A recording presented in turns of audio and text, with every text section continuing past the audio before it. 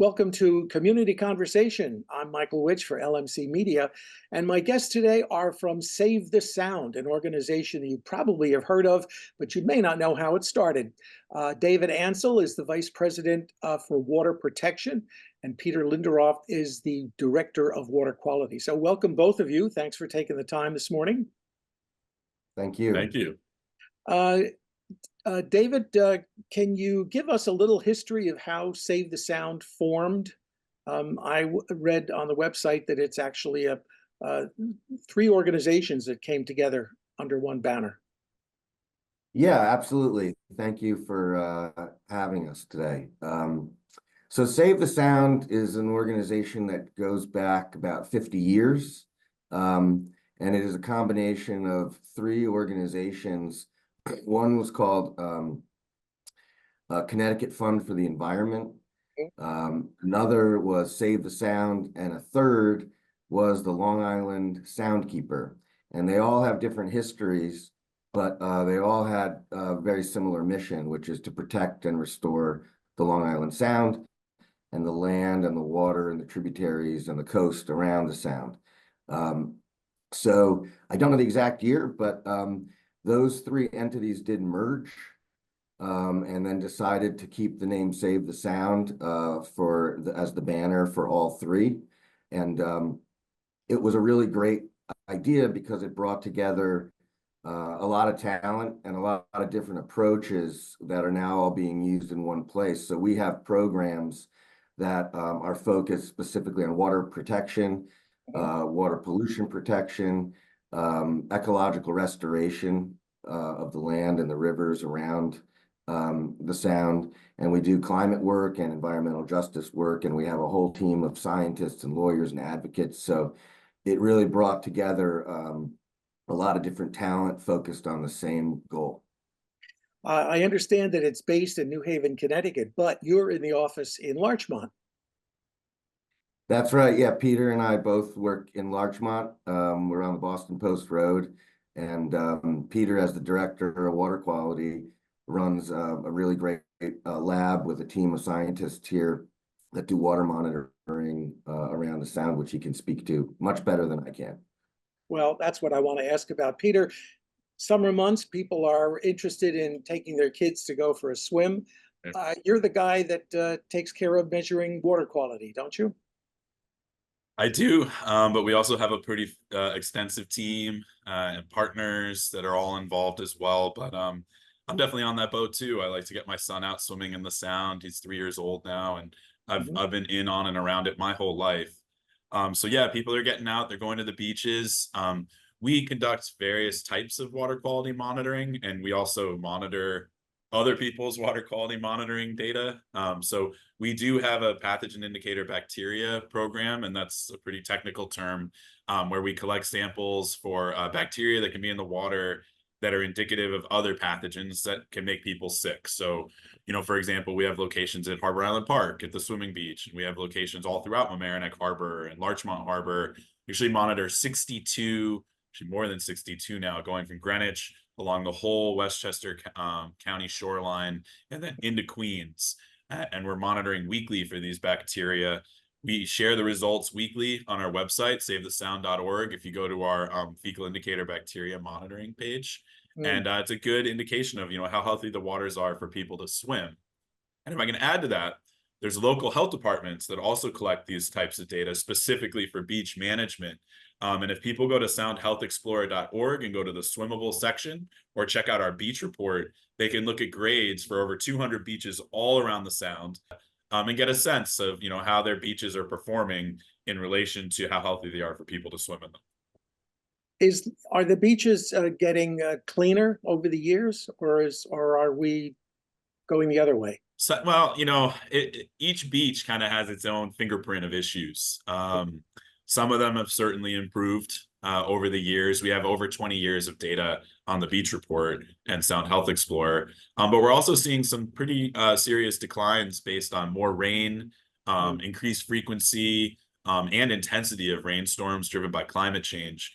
Bring more stormwater runoff to our beaches, and stormwater runoff is a known vector for bacteria and other things in the water that can make people sick.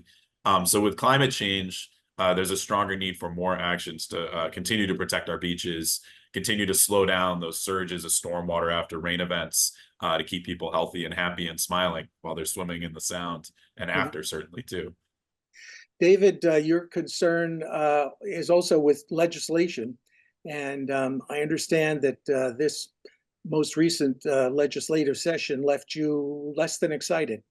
I think you called it the status quo, and you said it's not sustainable. Can't do it. Got to improve. Did you have any success getting added funds or projects going? Yeah, so yeah, I think the session in Albany was disappointing from an environmental perspective, from a clean water perspective, from a climate change perspective, and both in terms of mitigation and dealing with resiliency issues because of climate change. So, our big three concerns, sort of the lens that we look through when we're trying to affect policy in Albany is, one is continuing to have funds for wastewater infrastructure to deal with wastewater pollution. Two is, as Peter was just mentioning, stormwater infrastructure, which New York State, including right here in Westchester County, is really behind on addressing relative to other states. And third is climate change, because climate change, the frequency and severity of the storms we're having is exacerbating the wastewater pollution by overwhelming our infrastructure. And it's overwhelming our towns and villages with flooding water and stormwater when it rains, which is also a pollution problem.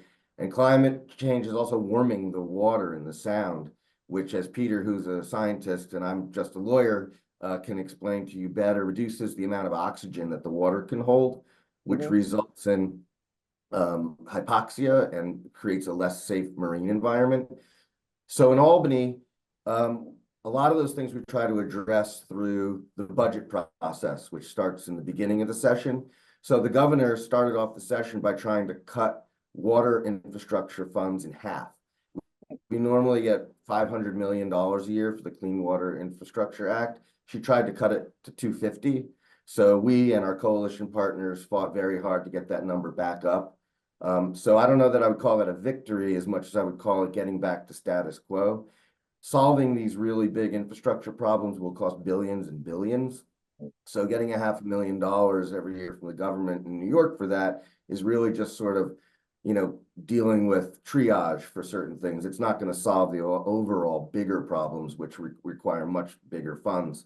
In terms of other pieces of legislation, we worked really hard on something called the Suffolk County Water Quality Restoration Act, which is going to put on the ballot in Suffolk County the ability for voters to decide if they want to increase their sales tax by 1/8 of a cent, to create a fund in Suffolk County to address their septic problems and their sewer problems and to deal with their infrastructure problems.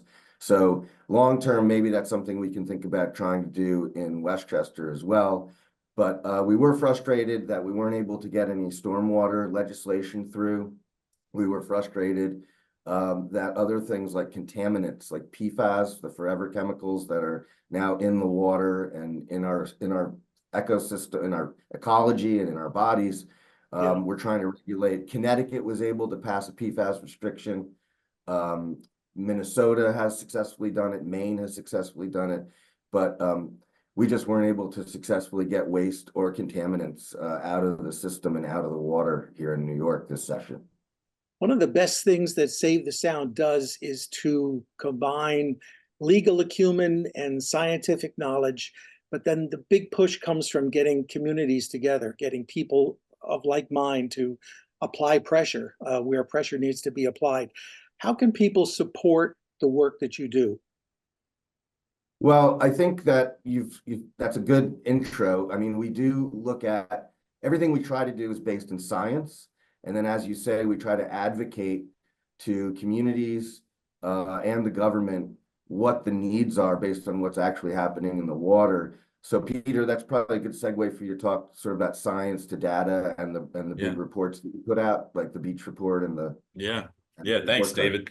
Yeah, and even a quick just backtrack on the environmental focus. So we talked a little bit about beach health, right? Now healthy the waters for people to swim in. Another aspect of our work looks at water quality in relation to how healthy it is for the ecosystem, right? Like the fish we want to see and the whales that are coming in, which is amazing, right? To eat those fish and seaweeds and et cetera, the whole ecological fabric of Long Island Sound. And we administer a very large water quality monitoring program with 26 other groups all around Long Island Sound, from Eastern Connecticut on the Rhode Island border, the whole Connecticut shoreline, into Westchester, into New York City waters, all the way to Hellgate, and then east, back out east to the North Fork of Long Island. And we issue what we call the Long Island Sound Report Card. And I'm hoping many people that are listening have picked that up and read it. We have one coming out in October. And it grades the ecological health or the environmental health of Long Island Sound, both the bays and harbors, but also the open waters. And as David was saying, there's been pretty big infrastructure investments over the last, 30, 40 years that have led to significant improvements in Long Island Sound, especially the open waters. Those infrastructure investments were pretty specific to wastewater treatment plants that were discharging excess nitrogen into the open waters of the Sound. And remember, we all contribute to that nitrogen when we run our sinks and flush our toilets, right? Yeah. But the open waters of the Sound have been getting so much better. There's still work to do in the Western Narrows. That's kind of that upper East River portion and a little bit east. So the infrastructure investments that are happening hopefully get us past that tipping point in terms of hypoxia, which is low oxygen, kills animals in the water. But then going back to the report card, I really would encourage people to pick it up. And, David, myself, Bill Lucy, our soundkeeper, I could go on and on. Many of us go out and give presentations and discussions to community groups and community members and say, like, look, here's Mamaroneck Harbor. Here's where the nitrogen coming into the harbor is coming from. You have a fertilizer input, you have stormwater runoff that contributes nitrogen. There's other sources. If we want to see improvements in Mamaroneck Harbor, these are some of the places that nitrogen needs to be reduced. And here that's not where it ends, right? So here's like a tipping point where we also go, and here's what you can do. You could use less water. You could, on your property, if you have the ability to capture more stormwater and infiltrate it into the ground, please do. Everyone can show up to public meetings and get involved and get involved and stay informed on the issues through Save the Sound. So follow us, please, like join as a member, or at the very least, get on our email list. One of the things that we do is get these issues out to people that sometimes go under the radar. I mean, let's be honest. I've been to many municipal meetings where there's a handful of people in the room on a really huge topic related to water quality. And we really try to empower people to speak up and use their voices at these meetings, and generate, groups and advocate for cleaner Long Island Sound for now and the future. Before we leave, and we have just a few seconds left, I wanted to mention that you have the Paddle for the Sound coming up between July 12 and 21. This is a fundraising effort, but it's also fun and an interesting sport. People can find out more about Paddle for the Sound on your website, savethesound.org.